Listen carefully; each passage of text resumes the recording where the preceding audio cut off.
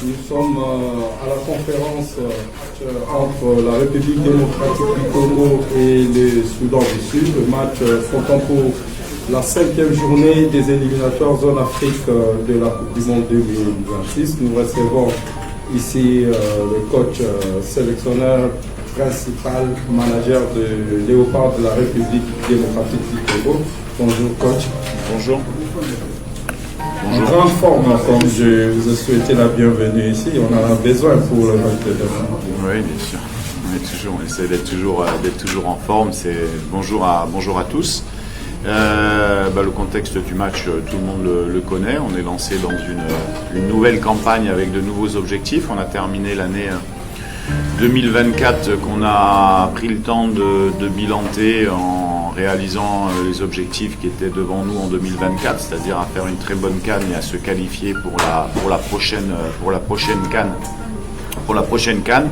Et aujourd'hui, on commence une nouvelle année avec des objectifs qui sont devant nous, où on est concentré pour l'instant uniquement sur cette phase de qualification de Coupe du Monde qui va se jouer sur les 6 derniers matchs. Donc on se concentre déjà sur cette date FIFA avec le match de demain. Vous connaissez la règle, on se présente et on expose sa préoccupation de manière concise et précise. Merci beaucoup pour la parole accordée. Je suis Révérend Tanto, journaliste sportif à la radio-télévision nationale congolaise, RTNC. Coach, ma question est celle-ci. Déjà, dans quelques heures, vous allez disputer la 5e journée contre le Soudan du Sud. Comment comptez-vous aborder cette rencontre? Déjà, au niveau de la ligne offensive, il y a bien sûr des bons joueurs, à l'instar de Simbaza, Samuel Essendé, les retours de Cédric Bakam. Souvent ici, toute l'équipe qui vient avec l'objectif d'avancer un tout petit peu les équipes qui se trouvent dans les premières places au classement du problème. Donc, comment comptez-vous aborder cette rencontre? Le fait que ce soit notre 3e match à domicile de la qualification, puisqu'on a battu la Mauritanie, on a battu le Togo à domicile. Évident que quand on veut aller à la Coupe du Monde et faire une très bonne campagne, il faut d'abord s'imposer à domicile. Donc on sait ce qu'on a à faire demain, on sait aussi les atouts offensifs, comme vous l'avez dit, qu'on a. On doit s'imposer. Pour s'imposer, il faut marquer des buts, il faut avoir des prises de risque. On a rappelé effectivement un poste d'avant-centre supplémentaire parce que il y a d'autres problématiques aussi. On va dire le 5e match. Il y en a qui sont sous le coup d'un carton jaune également, qui en cas de carton jaune ne pourront pas jouer contre la Mauritanie. Enfin bon, il y a différents aspects qui font qu'on a monté le groupe à 25 avec ces postes-là. Maintenant, demain, il y aura des choix sur la ligne offensive et puis après on les évaluera. Nous, ce qui est important pour nous, c'est de donner confiance aux joueurs, mettre un projet de jeu demain qui sera équilibré, mais qui sera bien sûr à domicile un peu plus sur la partie offensive que défensive, puisqu'on doit s'imposer. Je pense que tous les joueurs peuvent nous apporter quelque chose. Bonjour coach, j'ai venu m'appuyer à Vidéo Chanel. L'ami a parlé de la ligne offensive. Moi, je vais rester sur la problématique des gardiens de but. Aujourd'hui, on connaît la situation de Lionel Bassi avec Rodez, qui n'est presque plus titulaire. On connaît également le cas de Dimitri Berthaud. Et on a Fayoulou qui reste titulaire avec Sion. Comment vous allez vous prendre par rapport à cette problématique? Est-ce que c'est les temps de Timothy Fayoulou avec les Loupards ou on continue avec l'habitude? Alors, merci pour la question. On a une certaine logique au niveau des gardiens de but depuis quelques temps. On a voulu renforcer cette position 1, 2, 3 en ayant un peu plus de concurrence. C'est ce qui se passe actuellement. Après, on s'appuiera demain sur ce qu'on a déjà vu. Ce sont des matchs de qualification qui sont importantes. De faire des essais ou des évaluations sur ce genre de match, c'est pas le bon moment. On a pu en faire contre l'Éthiopie parce que on était qualifié. Je vous rappelle également que sur le mois de juin, ce sont des dates FIFA qui sont amicales. Donc là, c'est pour un coach, est propice aussi à faire certaines découvertes. Là aujourd'hui, on va rester demain sur ce qu'on a vu et voilà pour avoir un déséquilibre le moins important possible. Bonjour coach, c'est Obed Kanina. C'est Obed Kanina pour le compte de grand titre. Alors moi j'ai posé le conférent posé la question au niveau tactique. Alors moi j'ai posé la question au niveau mental.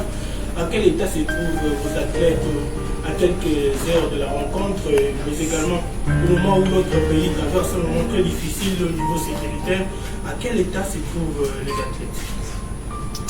Les joueurs sont conscients de l'importance que représenter le pays sur la scène sportive représente. Voilà. Et on sait qu'à chaque fois qu'on fait une sortie, plus particulièrement à domicile, c'est important. C'est important pour transmettre des messages de courage, des messages d'abnégation, des messages de victoire également. Et effectivement, on se prépare, nous, pour un match de football, mais on sait que l'image qu'on va laisser demain est importante et comme toujours, c'est ce que je dis aux joueurs et c'est un des critères de ma sélection, c'est que voilà, quand on vient en sélection, on est d'abord représentant de la nation et on doit donner le maximum et c'est ce qu'on fera demain. On passe à la rangée suivante, au fond. Bon. On y va progressivement. Michel Obed, pour le compte d'Actu, il y a Jérémy Ngakia qui vient de la sélection. Comment il s'est intégré avec Zénith qui vient de trouver. Est-ce qu'il sera disponible pour ces matchs? Moi, Jérémy, comme d'autres, font partie des joueurs qu'on suit depuis un petit moment. Il y a d'autres joueurs avec lesquels on suit qui ne sont pas dans cette liste-là. Donc on a pensé que l'opportunité faisant, puisque Jérémy a été rappelé suite au forfait d'Axel et de Gédéon. Voilà, l'opportunité faisant, il fait qu'à lui de saisir l'opportunité s'il a du temps de jeu sur ces deux matchs pour amener encore un peu plus de concurrence. C'est un profil qui peut jouer arrière droit, qui peut aussi jouer arrière gauche, qui peut aussi jouer piston dans un système à 3. Donc il offre quand même plusieurs palettes, même si ça reste un profil un peu plus défensif. Oui, il est qualifié pour demain puisqu'il a reçu son passeport et qu'il n'avait pas de sélection jeune dans d'autres fédérations, donc il n'y avait pas de changement de fédération de passeport sportif à la FIFA, donc il sera disponible si je souhaite l'utiliser. Voilà. Bonjour coach, Timothée David Bemba pour football.com. Coach, déjà félicitations pour l'aider sur réussi jusqu'à démarrer pour cette campagne. Ma question est plus sur le joueur parce que j'aurais voulu vous poser cette question lors de la publication des listes. Malheureusement, il n'y a plus de conférences. Coach, d'une manière concise et précise. L'autre fois, vous avez dit que les joueurs locaux n'ont pas les niveaux. Mais ils n'ont pas les niveaux. Non, j'ai pas dit ça. Je vais dire ça. Non, il faut. Il y a beaucoup de choses qu'on lit sur Internet qui sont fausses. Vous avez dit qu'ils seront prêts et qu'ils auront les niveaux. Maintenant, à quel niveau vous ça coïncide pour que les joueurs locaux puissent retrouver la sélection avec un bon nombre? Alors, les joueurs, nous on évalue, voilà, je pense qu'on connaît pratiquement tous les joueurs locaux, on est en contact avec les coachs, on travaille, même si on ne met pas tout sur la table et en photo sur les comptes Instagram et Facebook. Mais aujourd'hui, le dernier qui était à la sélection, c'était Oscar Kabwitz. D'accord. Il n'est pas dans la liste aujourd'hui parce qu'il est parti parti au Sénégal avec les U20 et qu'il faut mieux qu'un garçon qui prépare une compétition joue plutôt qu'il reste sur le banc. Donc il y a des réflexions globales. Maintenant, aujourd'hui, tous joueurs locaux qu'on estime mériter d'être en équipe A le sera. Mais il y a la réalité de la concurrence. La concurrence et des postes aujourd'hui font que il y a très peu de possibilités sur ce qu'on a vu par rapport à un joueur local ou même un autre joueur. Certains joueurs qui jouent dans des pays autres que Congo, qu'appellent, qui dit moi je veux être en sélection et ainsi de suite, sont de bons joueurs, mais à un moment donné, on a une réalité de 11 sur le terrain, de 23 ou 25 à sélectionner, et qu'on a la chance au Congo d'avoir de très bons joueurs. Mais on suit certains, on suit certains, et nous ce qui va nous intéresser, c'est que le championnat, on peut dire cette année au niveau local fonctionne, ça reprend, il y a beaucoup de matchs, on a même on finit les matchs retour, après il y a les playoffs, il y a une multitude, il y a 25 équipes en Ligue 1, on va dire, phase des 12, donc il y a beaucoup de joueurs qu'on voit sur les matchs. Après, je le disais la dernière fois, quand vous avez fait la remarque, je pense que c'est un peu déplacé de dire que j'ai dit que les locaux n'avaient pas le niveau. J'ai dit bien au contraire que c'était en phase de progression et qu'aujourd'hui il faut aussi s'apercevoir que le contexte footballistique local change. C'est-à-dire que pour moi, un joueur qui joue à Yanga en Tanzanie, c'est un joueur local aussi, quelque part, parce qu'ils se déplacent pour monnayer leur talent. Pour moi, Baka, c'est un joueur local. Pour moi, Mayele, c'est un joueur local. Ce sont des joueurs qui ont connu l'aspect local et qui ont déplacé leur vie, qui ont été vendre leur talent là où ils pouvaient le vendre au mieux. Mais on n'est pas dans un contexte local, binationaux, ainsi de suite. On est là pour chercher les meilleurs joueurs. Et là, on est sur des objectifs de Coupe du Monde. C'est-à-dire on est sur des objectifs qui sont très très élevés. Et là, il y a un aspect compétence, il y a un aspect expérience aussi qui rentre en considération, qui est un facteur aussi qui nous a fait reprendre Cédric par exemple, mais il y a un aspect qui est beaucoup plus global, plutôt que de dire pourquoi lui il joue pas, et puis de faire 3 articles sur internet pour dire que c'est un bon joueur, ce que le coach va boire et ainsi de suite. On est plus que dans ce contexte là, quoi. Jonathan. Coach, Pascal pour le compte de Top Congo FR. Coach, il y a le retour de Cédric Bakambu. On a vu qu'il était très en forme dernièrement, en championnat, avec notamment son club et en Europe. Est-ce que le fait qu'il soit buteur dernièrement ira en sorte que qu'il soit titulaire contre le Sport du Sud? On regarde bien sûr des prestations des autres avant-centres que nous avons lors des dernières rencontres. Et puis la dernière sortie de l'RDC ici à Kinshasa, c'était sur une défaite face à l'Éthiopie. Alors, est-ce que vous et votre groupe, donc vos joueurs, est-ce que vous avez cet esprit revanchard pour justement chercher à vous réconcilier avec votre public? Ouais. Cédric est revenu en forme et c'est pour ça qu'il est là. Et je peux vous dire qu'entre le moment où je l'avais appelé au mois de novembre pour lui dire que je n'allais pas le prendre et que entre ce moment-là et l'autre moment, il a pris un préparateur physique individuel, il est revenu tout seul, c'est un vrai pro parce qu'il se prépare pour son équipe, puis être bon dans son métier et également pour être à la disposition de l'équipe nationale si on en a besoin.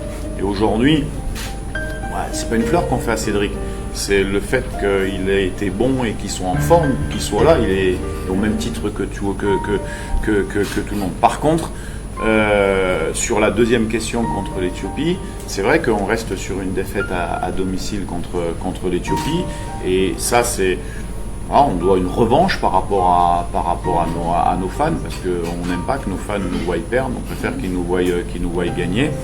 Après le contexte de l'Éthiopie, je vais vous le rappeler puis je vais vous donner un argument qui n'excuse pas la défaite parce qu'on avait des joueurs, mais je leur ai dit encore hier sur le terrain, pas parce qu'on fait la Ligue des Champions en Europe que contre l'Éthiopie, ça va être facile à domicile sur un terrain synthétique à Kinshasa. C'est différent, totalement différent. Donc il faut que ces jeunes joueurs qu'on a alignés, hein, et que vous avez vu, il y en a certains que ça a été difficile pour eux.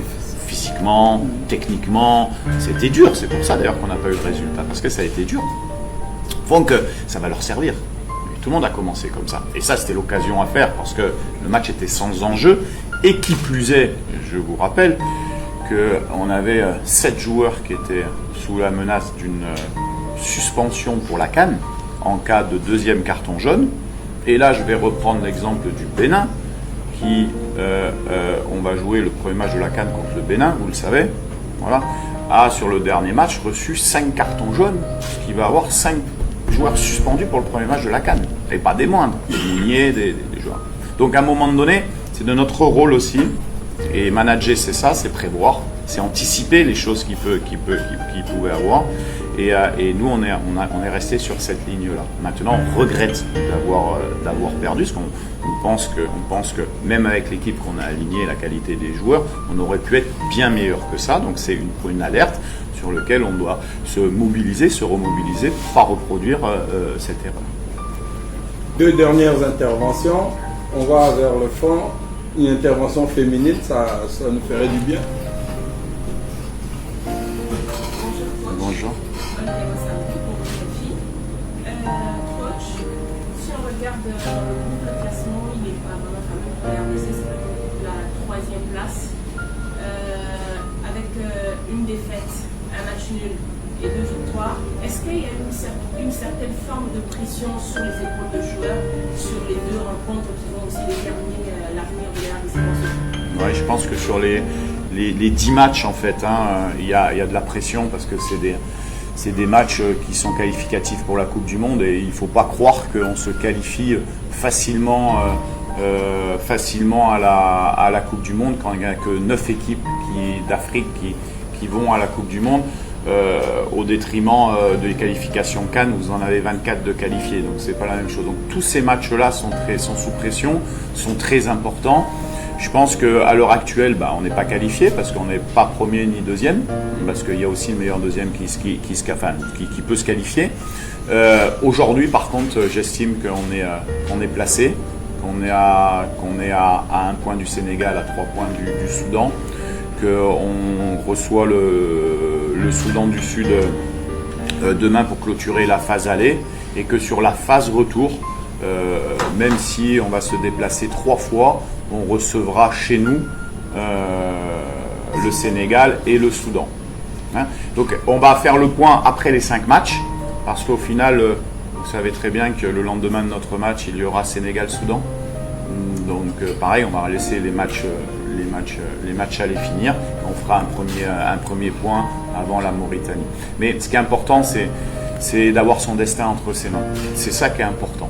Et nous, aujourd'hui, on l'a notre destin, comme le Sénégal, comme le Soudan, même comme le Togo, là aussi.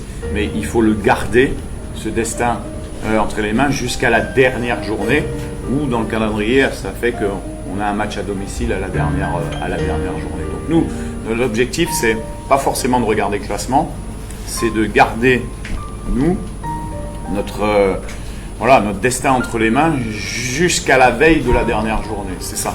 Après, on peut avoir 7 points, 8 points, 10 points, 12 points, 15 points, 20 points, on ne sait pas le résultat des autres équipes non plus. Donc c'est ça notre objectif, et aujourd'hui on a notre destin entre nos mains, donc à nous d'avancer, à nous de faire le job tout simplement. Voilà, nous avons épuisé le timing pour cette conférence de presse. Les autres préoccupations, il y a les 15 premières minutes à l'entraînement officiel de l'équipe prévu à 18h. Et là, nous pouvons te remercier les coachs pour sa disponibilité, pour toutes les réponses à nos préoccupations, et bon match. Merci.